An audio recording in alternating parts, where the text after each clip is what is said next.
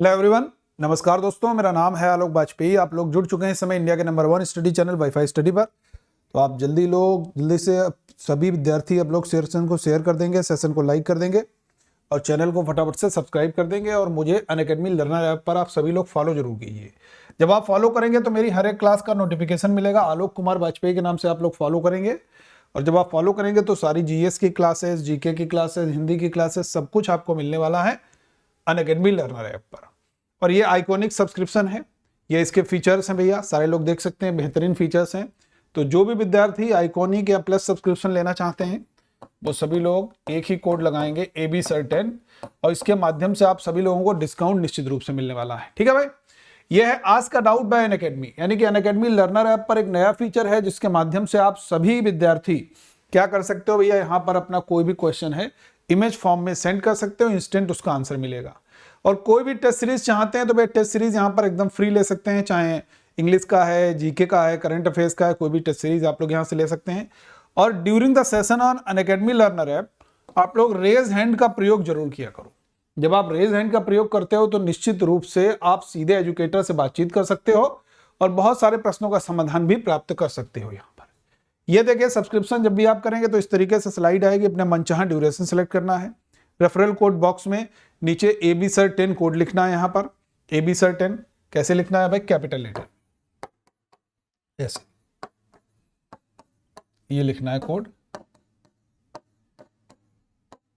AB Sir10 code लिखना है भैया, और इससे आप लोगों को डिस्काउंट हो जाएगा भाई। कब, कैसे, जब अप्लाई पर क्लिक करोगे उसके बाद प्रोसीड टू पे कर दीजिए। पहला सवाल आ गया भाई, निम्नलिखित में से कौन अकबर के दीन-ए-इलाही का पहला शिष्य था? बहुत महत्वपूर्ण है। दीन-ए-इलाही का पहला शिष्य कौन था? मानसिंह, टोडरमल, तानसेन, बीरबल। देखो, अकबर की स्मिथ तो कहते हैं ये अकबर की मूर्खता थी। स्मिथ का यह मानना है यार ये अकबर की ये मूर्खता थी, लेकिन अकबर ने दीन-ए-इलाही धर्म चलाया 1582 में। ठीक है भैया, ये चलाते हैं। और इसके जो पहले शिष्य बनते हैं वो बीरबल, महज दास इनका वास्तविक नाम है। तो ये हिंदू थे, ये पहले हिंदू शिष्य ही बनते हैं भाई। ठीक है, तानसेन के वास्तविक नाम की बात करें तो रामतनु पांडे, ये तानसेन का वास्तविक नाम है। टोडरमल, इन्होंने 1580 में आईने दहसाला, जिसको हम लोग दहसाला के नाम से जानते हैं, ये व्यवस्था शुरू की है। चूंकि राजस्व मंत्री थे तो इसलिए आपको याद होना चाहिए जो अकबर के हम लोग कहते हैं नवरत्न, उनमें शामिल थे सारे के सारे लोग। ठीक है, आगे बढ़ते हैं। भारत छोड़ो आंदोलन का दूसरा नाम क्या था?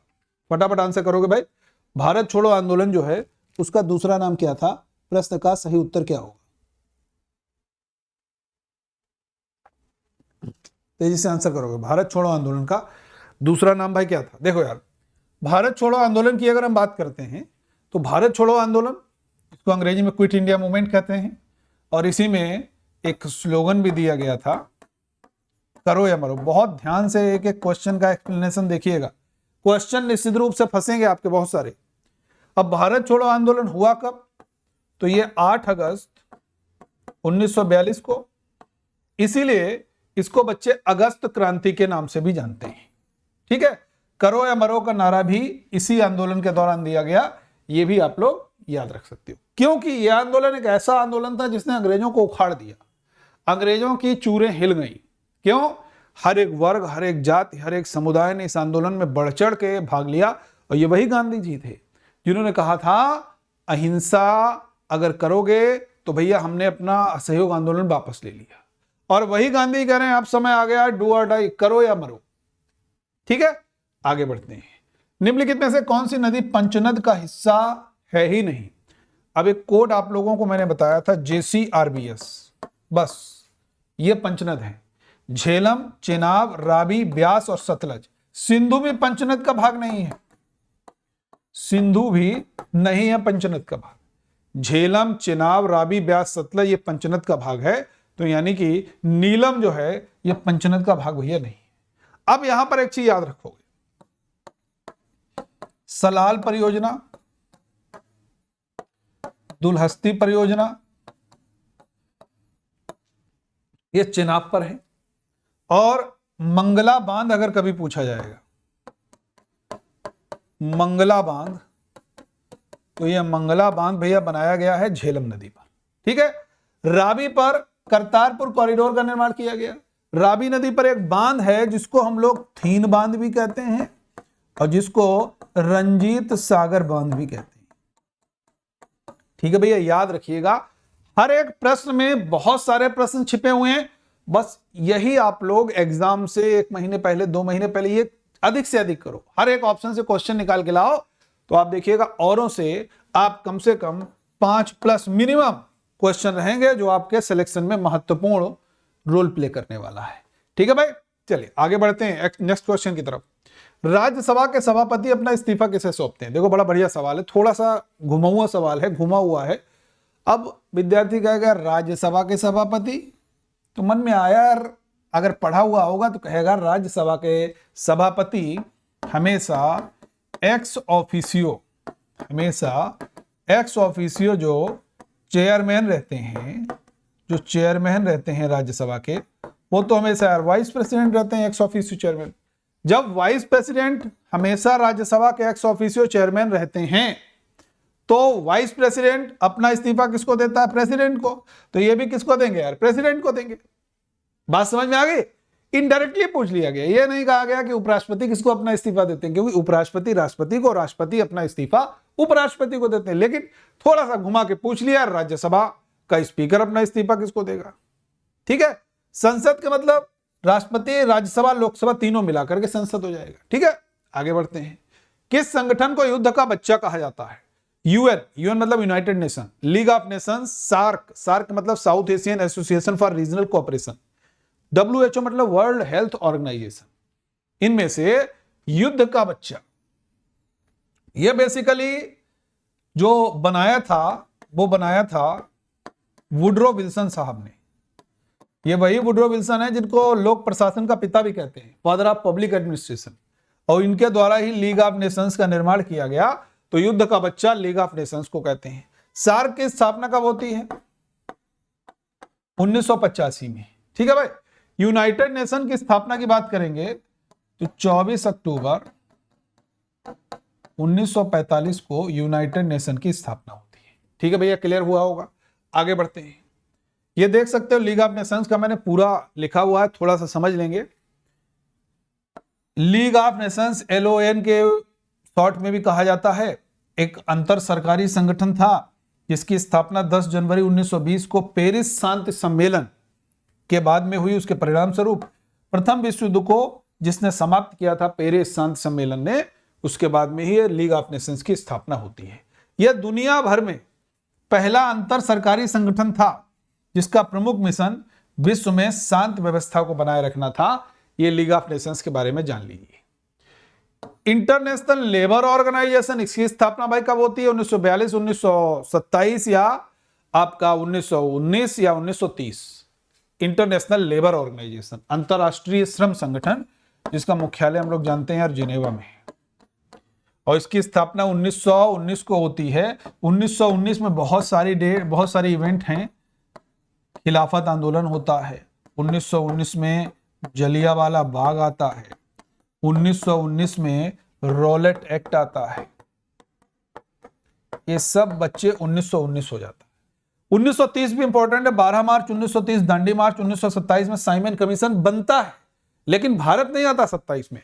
भारत कब आता है साइमन कमीशन? 1928 में। 42 में भारत छोड़ो आंदोलन, अभी मैंने बताया।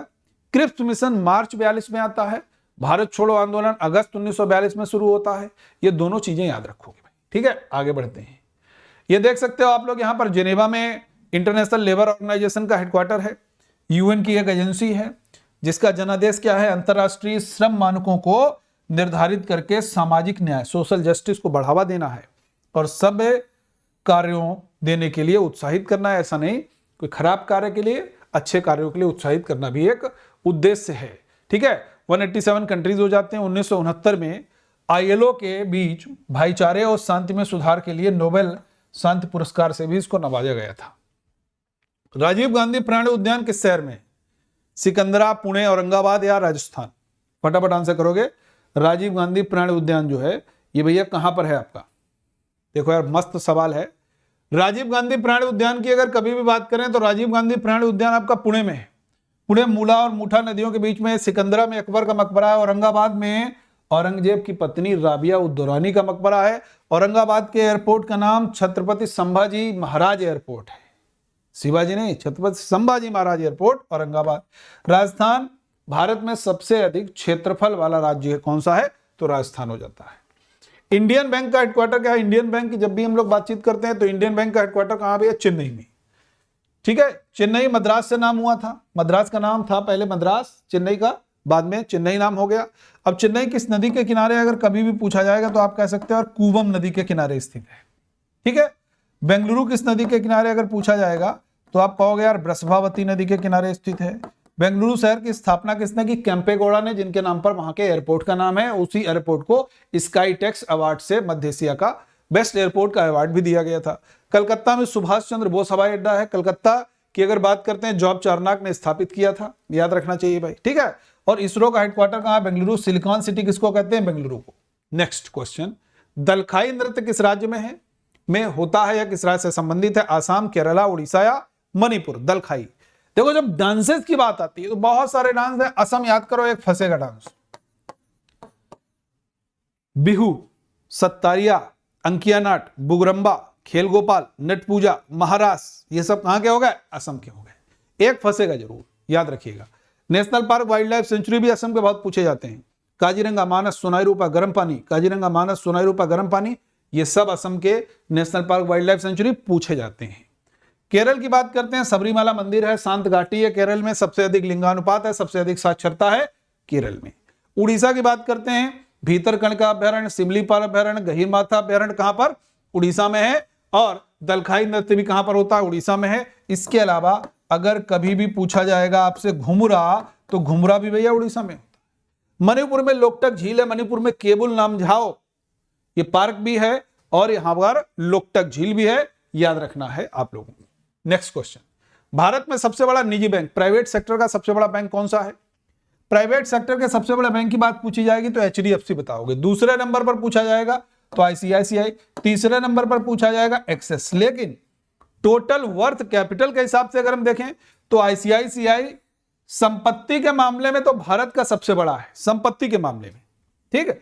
और संपत्ति और बाजार पूंजीकरण दोनों में पूछा जाए तो आप एचडीएफसी बताओगे, क्योंकि जब भी कभी पूछा जाएगा सबसे बड़ा तो एचडीएफसी बताओगे, क्योंकि दोनों चीजें ऐड होंगी। अगर मान लीजिए स्पेसिफिक लिखा हो संपत्ति के मामले में तो आईसीआईसीआई लगाओगे तब भी आपका सही होगा, लेकिन केवल लिखा हो सबसे बड़ा प्राइवेट सेक्टर का तो एचडीएफसी लगाना है भाई, ठीक है। अशफाक उल्लाह खां प्राणी उद्यान का निर्माण कहां किया जा रहा है, लखनऊ, कानपुर, गोरखपुर या गोंडा। देखो इस समय यूपी में चुनाव का माहौल है, जानते हैं सारे लोग, तो बड़ा उद्घाटन हो रहा है, बड़ी सारी चीजें एकदम चेंज हो ही रही हैं, बहुत ज्यादा हर पार्टी अपना जोर लगा रही है। तो कुछ शहरों की हम लोग यात्रा कर लेते हैं। यहाँ पर अशफाक उल्लाह खान ये वही हैं जिनको काकोरी डकैती कांड में पकड़ा गया था, ये वही क्रांतिकारी हैं, ये पकड़े गए थे भाई। अशफाक उल्लाह खान, ठाकुर रोशन सिंह, पंडित राम प्रसाद बिस्मिल, राजेंद्र लाहिड़ी, इन सभी लोगों को फांसी की सजा हुई थी और एचआरए संगठन समाप्त हो गया था। आजाद भाग गए थे, फिर चंद्रशेखर आजाद जी ने एक और नया संगठन बनाया क्रांतिकारियों का दिल्ली के फिरोज शाह कोटला मैदान में, जिसका नाम अब अरुण जेटली मैदान हो गया है। एचएसआरए बनाया था, हिंदुस्तान सोशलिस्ट रिपब्लिकन एसोसिएशन बनाया था। और ये जो निर्माण किया जा रहा है ये गोरखपुर आपका राप्ती नदी के किनारे है। किसके किनारे, राप्ती। लखनऊ की अगर बात करेंगे गोमती नदी है, ठीक है। एशिया का डीएनए बैंक है, रेलवे का हेल्थ एटीएम है, अटल बिहारी वाजपेयी इकाना स्टेडियम है, सेंट्रल ड्रग रिसर्च इंस्टीट्यूट है, नेशनल बॉटनिकल रिसर्च इंस्टीट्यूट है, आसफुद्दौला जी के द्वारा बनाया गया कौन सा है, बड़ा इमाम बाड़ा है। तो ये सब लखनऊ में भाई, याद रखना है, ठीक है, क्लियर है। कानपुर की बात करेंगे, भारतीय दलहन अनुसंधान संस्थान, याद रखना कानपुर में। कृत्रिम अंग निर्माण निगम, याद रखना कानपुर में। नेशनल शुगर इंस्टीट्यूट, याद रखना कानपुर में, ठीक है भाई। गंगा नदी के किनारे कानपुर स्थित है। अगला सवाल, रानी पद्मावती स्मारक कहां बनाया जाएगा। रानी पद्मावती स्मारक का जो निर्माण है वो बच्चे कहां पर किया जाएगा, तुरंत आंसर कीजिएगा, भोपाल, इंदौर, मुंबई या जयपुर। देखो भाई, रानी पद्मावती का जो निर्माण किया जाएगा स्मारक का, वो भोपाल में। भोपाल के हवाई अड्डे का क्या नाम है, राजा भोज हवाई अड्डा।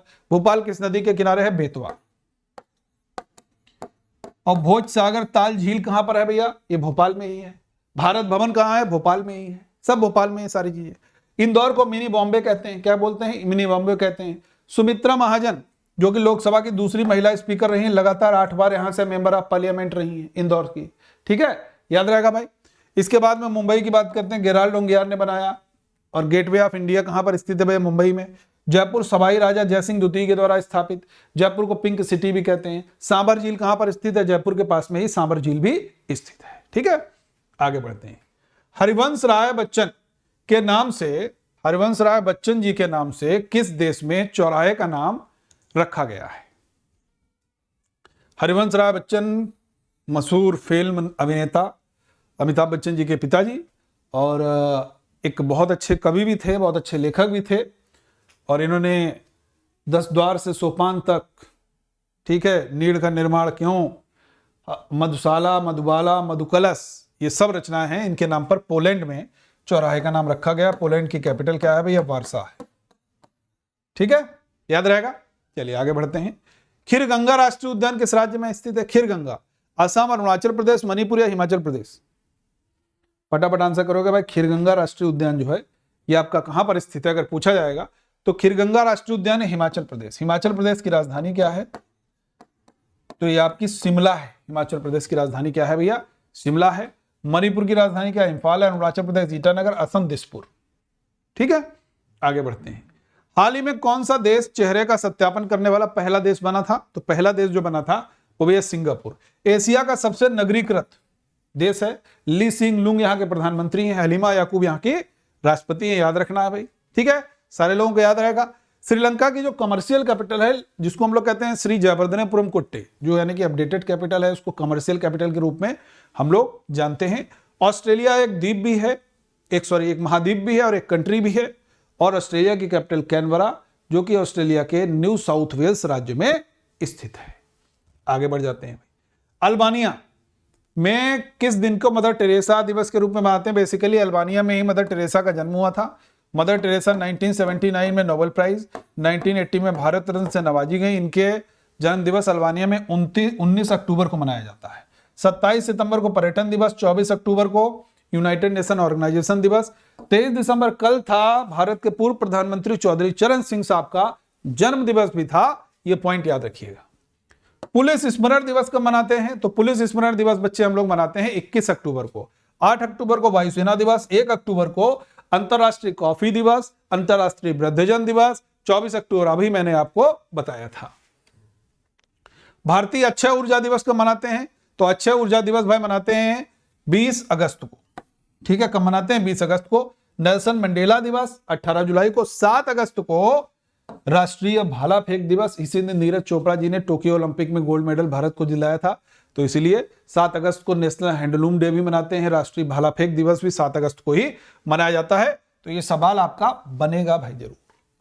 मेरी बात समझ में आ रही है, हाँ या ना, एक बार सारे लोग बताएंगे भाई जल्दी से। निम्नलिखित में से कौन गौतम बुद्ध के समकालीन थे। देखिए गौतम बुद्ध की बात करेंगे तो गौतम बुद्ध शाक्य कुल से संबंधित थे।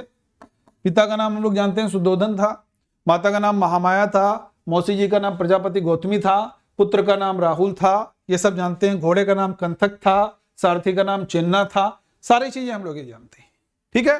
ये समकालीन थे महावीर स्वामी के। महावीर स्वामी जैन धर्म के वास्तविक संस्थापक। वैसे संस्थापक कौन थे, ऋषभ देव। 23वें तीर्थंकर पार्श्वनाथ, जिनका प्रतीक चिन्ह एग्जाम में बहुत पूछा जाता है, सांप का फन इनका प्रतीक चिन्ह था। चंद्रगुप्त मौर्य जैन धर्म के अनुयायी थे। अपने जीवन के अंतिम दिनों में जैन संत भद्रबाहु के साथ श्रावण बेलगोल चले जाते हैं, वहां पर संलेखना विधि से अपने प्राण त्यागते हैं, याद रखिएगा, ठीक है। जलाली सिक्का किस शासक के द्वारा जारी किया गया था, अभी हमने बताया था एक ट्रिक में। तो जलाली सिक्का था वो भाई चौकोर चांदी का सिक्का था, ये अकबर ने जारी किया था। किसने, अकबर ने जारी किया था। अद्दा और बिक सिक्के इनके थे। बहलोली सिक्का किसका था, बहलोल लोधी का। अद्दा और बिक फिरोज शाह तुगलक के थे। अगला सवाल है भाई, 1552 में कम्युनिटी डेवलपमेंट प्रोग्राम स्टार्ट किया था, यह किस देश की तकनीकी सहायता से स्टार्ट किया गया था, फटाफट आंसर करोगे भाई। 1952 में सामुदायिक विकास कार्यक्रम का प्रारंभ किस देश की तकनीकी सहायता से किया गया, चीन, अमेरिका, रूस या ब्रिटेन। जब भी पूछा जाएगा तो आप इजीली कहोगे यार अमेरिका, ठीक है भाई, याद रहेगा। Community development programme. यूएसएसआर से क्या लिया गया, यूएसएसआर नाम था पहले इसका, मौलिक कर्तव्य लिया गया था। ठीक है।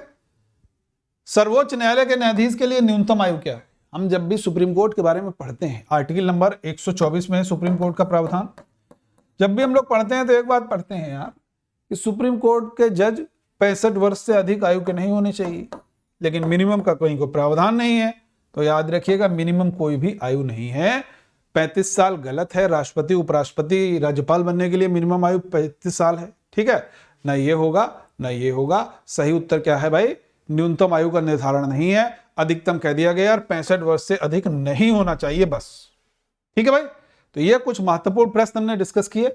आप लोग अधिक से अधिक सेशन को शेयर कीजिएगा और सब्सक्रिप्शन जरूर लीजिए, प्लस कोर्स पर जुड़िए और जल्दी से जल्दी सिलेक्शन लीजिए। AB सर 10 कोड अप्लाई करना है कैपिटल लेटर में। अगर आपको लगता है कोई भी कंटेंट इनअप्रोप्रिएट है तो नीचे एक लिंक दिया गया था, आप लोग उस पर फिल कर सकते हैं। और 26 दिसंबर को एक आप लोगों का कॉम्बैट है, तो इसमें भैया इनरोलमेंट कर लोगे सारे लोग। AB सर 10 कोड लगा करके इनरोलमेंट कीजिए, एकदम फ्री में इनरोलमेंट होगा। सेशन अच्छा लगा है तो लाइक कीजिए, जबरदस्त तरीके से शेयर कीजिएगा और चैनल को बच्चे सब्सक्राइब कीजिएगा। ओके, थैंक यू एवरीवन, जय हिंद।